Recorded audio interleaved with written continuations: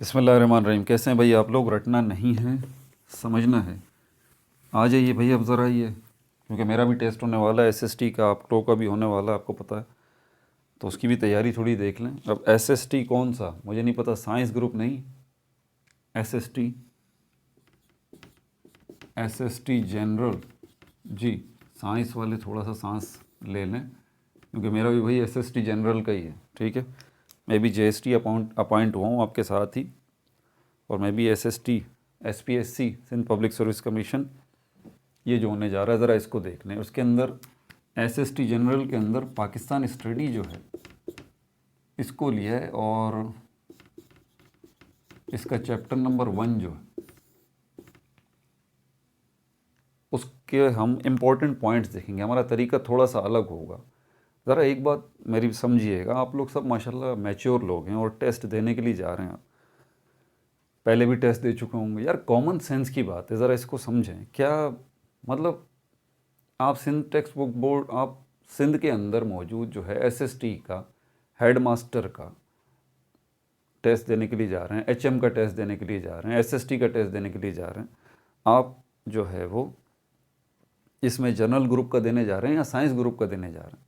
आप बड़ी बड़ी मोटी मोटी डॉगर्स की who is who and what is what और ये पढ़ रहे हैं, और बहुत सारे टीचर्स ने जो है वो एमसीक्यूज़ बनाए हुए हैं इतनी इतनी मोटी मोटी बुक्स के अंदर, और यूट्यूब भरा पड़ा है, ठीक है। आप भी रात दिन तैयारी कर रहे हैं, ये मटेरियल वो मटेरियल। भाई बात मेरी सारा समझें, आप छोटे बच्चे नहीं हैं, आप इस बात को समझें कि आपका टेस्ट जो भी बनेगा एसएसटी का, क्या वो टेस्ट पेपर बनाने वाला सिंटेक्स बुक बोर्ड की बुक्स को नेगलेक्ट कर देगा? क्या नज़रअंदाज कर देगा? नहीं, ऐसा नहीं हो सकता ना। ऑब्वियस सी बात है कि एमसीक्यूज़ जो वो लेगा वो मैक्सिमम जो होंगे, बल्कि मैक्सिमम क्या, सभी सिंटेक्स बुक बोर्ड से ही होंगे ना, ठीक। तो उसी के मुताबिक चलते हैं, सिंटेक्स बुक बोर्ड के मुताबिक। मैंने chapter number 1 ideological basis of Pakistan जो है उसके अंदर से 11 पॉइंट्स सिलेक्ट किए हैं, और बुक के मुताबिक ही चलेंगे। कल इंशाल्लाह चैप्टर नंबर 2 के जितने पॉइंट्स मिल सकते हैं उनको निकालूंगा और वो आपके सामने रख दूंगा। अब मैं जवाब नहीं बताऊंगा, हमारा तरीका थोड़ा सा अलग है, ये मेमोरी टेस्टिंग है। आपने माशाल्लाह पढ़ा है ना बहुत कुछ। मैं आपके सामने पहला पॉइंट रख दूंगा कि भाई क्या आपको इसके बारे में पता है। मैं सिर्फ सवाल पूछूंगा और कुछ भी नहीं, और जो 11 सवाल मैं आपसे पूछूंगा ये बिल्कुल पूरे चैप्टर की क्रीम है। ये ख़ास ख़ास पॉइंट्स जो हैं वो मैंने निकाले हैं पूरे चैप्टर में से, Pakistan study matric chapter number 1 ideological basis of Pakistan, इसमें से। समझ में आ रही बात आपको? और मैं सिर्फ सवाल पूछूंगा आपसे, और जवाब कहाँ मिलेगा? इसी वीडियो की डिस्क्रिप्शन में उसके जवाबात मौजूद हैं। लेकिन अपनी पहले मेमोरी तो चेक कर लें आप, क्या आपको इन सवालों के जवाब आते हैं या नहीं आते। चलें टाइम किल नहीं करते और आगे चलते हैं। आइडियोलॉजिकल बेसिस ऑफ पाकिस्तान के अंदर सबसे पहला मेरा सवाल आपसे ये है, ये जो आइडियोलॉजी वर्ड है इसकी ओरिजिन क्या है? ओरिजिन का मतलब ये किस ज़बान का वर्ड है, ठीक है भाई, किस ज़बान का ये वर्ड है। दूसरे की तरफ चलते हैं। मैंने कहा था जवाब नहीं बताऊंगा, जवाब आपको सारे डिस्क्रिप्शन में मिल जाएंगे। ज़रा अपनी मेमोरी को खंगालें। क्या आपको पता है कि जो आइडियोलॉजी ये वर्ड है ये किस ज़बान का है? अच्छा, दूसरी एक ख़ास बात इस चैप्टर के हवाले से देख लें, वो क्लियर हो जाए, ताकि आपको पहले आइडियोलॉजी की बात की जा रही है इस चैप्टर के अंदर, ठीक है। आइडियोलॉजी क्या होती है, फिर आइडियोलॉजी ऑफ इस्लाम की बात की जा रही है, आइडियोलॉजी ऑफ इस्लाम की बात की जा रही है, ठीक है। फिर जो है वो आइडियोलॉजी ऑफ पाकिस्तान की बात की जा रही है। ज़रा इन तीन चीज़ों को अलग अलग रखिएगा। तो पूरे चैप्टर के अंदर इसी तरह से सबसे पहले चैप्टर के शुरू में आइडियोलॉजी की बात की गई है, फिर आइडियोलॉजी ऑफ इस्लाम की बात की गई है, फिर आइडियोलॉजी ऑफ पाकिस्तान की बात की गई है। सिर्फ इस्लाम पाकिस्तान में थोड़ी है, नहीं भाई, इस्लाम तो और दूसरे मुल्कों के अंदर भी है। तो यहाँ पर हम जो है पहले आइडियोलॉजी को जनरली देख रहे हैं, पूरी दुनिया के अंदर जो अक़वाम आबाद हैं उनकी आइडियोलॉजी। उसके बाद फिर हम आइडियोलॉजी ऑफ इस्लाम को देख रहे हैं। इस्लाम किसी भी मुल्क का हो, किसी भी मुल्क के लोगों का मज़हब है, कोई भी इस्लामी मुल्क है, ठीक है। और फिर पाकिस्तान के हवाले से आइडियोलॉजी ऑफ पाकिस्तान की बात करते हैं। पूरा चैप्टर इन 3 में हिस्सों में डिवाइड है। तो सबसे पहले आइडियोलॉजी का ही आपसे पूछा गया है कि किस ज़बान का लफ्ज़ है भाई, ये बता दीजिए। तो ये आपको डिस्क्रिप्शन में इसका जवाब मिल जाएगा। नंबर 1 पे ये हो गया। अच्छा, नंबर 2 पे जो मैंने आपको निकाला है, contents of ideology. Contents of ideology, ideology के कंटेंट कितने होते हैं? मेरा सवाल ध्यान से सुनिएगा। आइडियोलॉजी के कंटेंट कितने होते हैं? इस्लामिक आइडियोलॉजी की बात नहीं की मैंने, आइडियोलॉजी ऑफ पाकिस्तान की बात नहीं की, कंटेंट्स ऑफ आइडियोलॉजी। आइडियोलॉजी के कंटेंट कितने होते हैं? 10 होते हैं, 4 होते हैं, 6 होते हैं, 8 होते हैं, और क्या होते हैं? इस एक MCQ के अंदर मैंने 2 बातें पूछी हैं। कंटेंट ऑफ आइडियोलॉजी कितने हैं, दूसरा उनके नाम को आपको बताने हैं। अब ज़रा दिमाग घुमाएं अपना, कितने कंटेंट हैं आइडियोलॉजी के और उनके नाम क्या हैं? याद आ रहा है, नहीं याद आ रहा, कोई मसला नहीं, डिस्क्रिप्शन में जवाब मौजूद है इसका। तीसरे की तरफ चलते हैं। तीसरे में आपसे पूछा गया, अब इस्लामिक आइडियोलॉजी की बात कर लेते हैं। सोर्सेस ऑफ इस्लामिक आइडियोलॉजी, ये मेरा सवाल। सोर्सेस ऑफ इस्लामिक आइडियोलॉजी, ये मेरा सवाल। इस्लामिक आइडियोलॉजी की जो सोर्सेस हैं वो कितनी हैं, पहली बात, और कौन सी हैं, दूसरी बात। तो कितनी है तादाद बता दीजिए, सोर्सेस 10 हैं, 5 हैं, 4 हैं, वो बता दीजिए, और कौन सी हैं ये भी बता दीजिए। याद आ रहा है, नहीं याद आ रहा, डिस्क्रिप्शन में इसका जवाब मौजूद है। नंबर 4 पॉइंट की तरफ चलते हैं, चौथे पॉइंट की तरफ।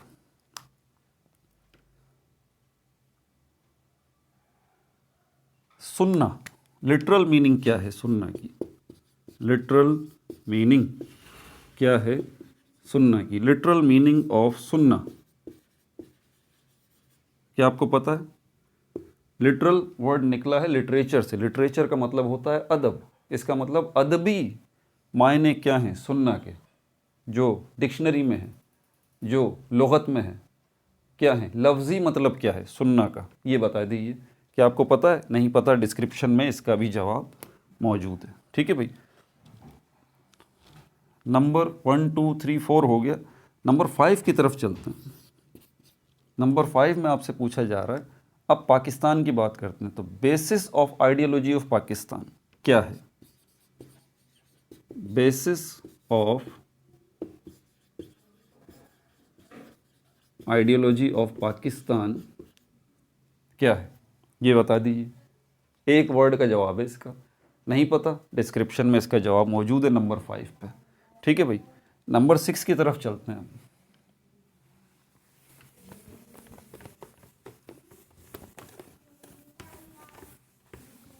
नंबर 6 की तरफ चलते हैं। छठा पॉइंट जो आपके इस आइडियोलॉजिकल बेसिस ऑफ पाकिस्तान का है, वो आपसे बोल रहा है components of Islamic ideology. Islamic ideology के कंपोनेंट्स कौन कौन से हैं?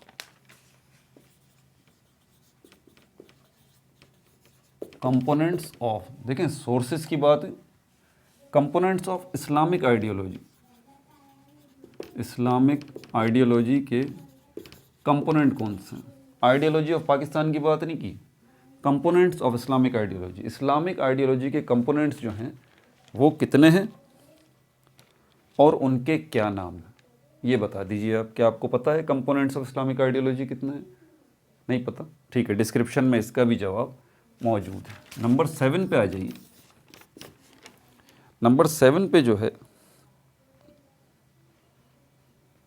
Doctrine of faith of ideology of Pakistan. Doctrine, doctrine का मतलब होता है नज़रिया, नज़रिया। डॉक्ट्राइन ऑफ फेथ, फेथ कहते हैं अकीदा या यकीन को। Doctrine of faith of ideology of Pakistan, of ideology of Pakistan. अब देखें, आइडियोलॉजी की बात नहीं हो रही, इस्लामिक आइडियोलॉजी की बात नहीं हो रही, आइडियोलॉजी ऑफ पाकिस्तान की बात हो रही है कि इसका डॉक्ट्राइन ऑफ फेथ जो है, डॉक्ट्राइन ऑफ फेथ जो है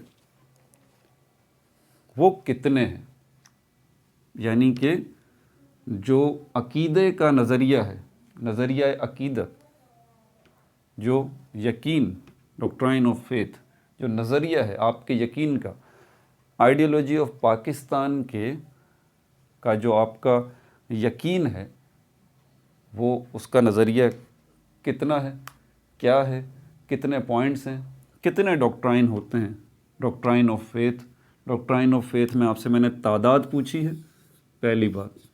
डॉक्ट्राइन ऑफ फेथ कितने हैं आइडियोलॉजी ऑफ पाकिस्तान के? 8 हैं, 10 हैं, 15 हैं, और उनके नाम क्या है? ये 7वां सवाल आपसे हो गया। इसका जवाब भी डिस्क्रिप्शन में मौजूद है। ठीक है भाई, कोई भी चीज़ इररेलेवेंट नहीं है, सब कुछ वो जो कि आपकी पाकिस्तान स्टडी की बुक के अंदर मौजूद है। पूरे चैप्टर में से ये पॉइंट्स मैंने निकाले हैं। ठीक है, आगे चलते हैं। अब प्रिंसिपल्स ऑफ डेमोक्रेसी, अब जमहूरियत की बात कर लें। Principles of democracy, principles of democracy in Islam. इस्लाम में जो जमहूरियत का तस्वुर है, इस्लाम में जो डेमोक्रेसी का तस्वुर है, उसके बुनियादी उसूल कितने हैं? कितने? तादाद बता दीजिए। 10 हैं, 5 हैं, 4 हैं, कितने हैं, और उनके नाम क्या हैं? ठीक है, डेमोक्रेसी, जमहूरियत की बात हो रही है। इस्लाम में उसके कितने प्रिंसिपल्स हैं और उनके नाम क्या हैं? ये आप नाम बता दीजिए। नहीं पता, डिस्क्रिप्शन में इसका जवाब मौजूद है, लेकिन पहले अपनी मेमोरी को ज़रा आप खंगाल लें। लिटरल मीनिंग ऑफ जस्टिस क्या है?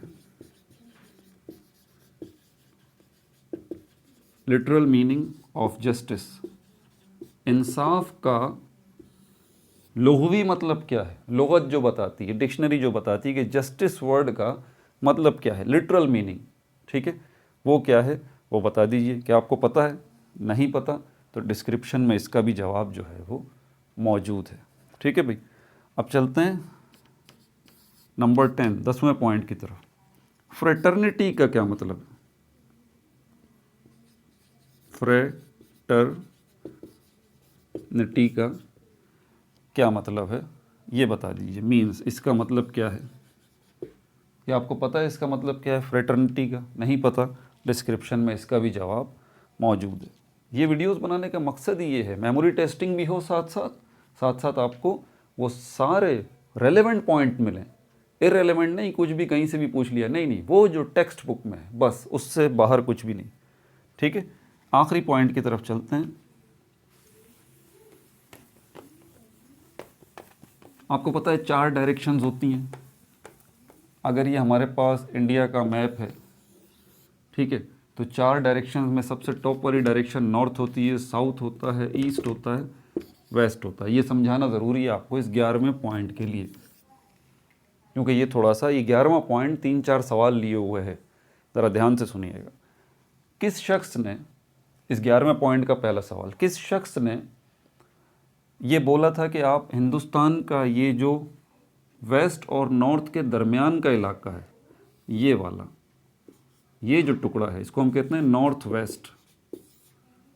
हिंदुस्तान का, इंडिया का जो नॉर्थ वेस्ट है, यहाँ पर जो सूबे मौजूद हैं, सिंध, पंजाब, बलूचिस्तान, सरहद, ये बंगाल इस जगह पे नहीं था नॉर्थ वेस्ट में, याद रहे। बंगाल इंडिया के इस साइड पर है, नॉर्थ ईस्ट में। बंगाल बिल्कुल अलग था, ठीक है, जो बांग्लादेश बन गया, तो वो बिल्कुल अलग था। इंडिया के मैप पे यहाँ पर नॉर्थ वेस्ट में ये जो है, किस शख्स ने ये बात कही थी कि इंडिया के जो नॉर्थ वेस्ट में सूबे हैं, इनको मिला के एक आज़ाद मुल्क जो है वो बना दिया जाए? किस शख्स ने ये बात बोली थी? पहली बात, हु, किसने ये बात बोली थी? वैन, कब बोली थी, मतलब किस सन में बोली थी? वेयर, किस जगह बोली थी? कौन सा शहर था, कौन सा इलाका था? ठीक है, और स्टेट, स्टेट मतलब किस हैसियत से उन्होंने बोली थी, उस जगह पर वो किस हैसियत से मौजूद थे, किस हैसियत से मौजूद। 4 बातें मैंने पूछी हैं। ये किसने ये बात बोली सबसे पहले कि इंडिया के नॉर्थ वेस्ट में जो इलाके मौजूद हैं उनको मिला के एक मुल्क बना दिया जाए? कब ये बात बोली, कहाँ ये बात बोली, किस शहर में, किस जगह पर, और वहाँ पर जो उन्होंने ये बात बोली तो किस हैसियत से उन्होंने ये बात बोली वहाँ पर? ठीक है, ये 11 सवाल हो गए आपके पास, इनके जवाब डिस्क्रिप्शन में मौजूद हैं। अगला जो इसके बाद हमारे पास चैप्टर है, ये एसएससी पाकिस्तान स्टडी का मैट्रिक जो है, पाकिस्तान स्टडी ये मैट्रिक है, मैट्रिक, ठीक है, इसका पार्ट 1 है। पार्ट 2 के अंदर Pakistan study matric chapter number 2 के मेन पॉइंट्स बुक में से उठाएंगे। ठीक है भाई, अपना बहुत ज़्यादा ख्याल रखिएगा। No like no subscribe, only share.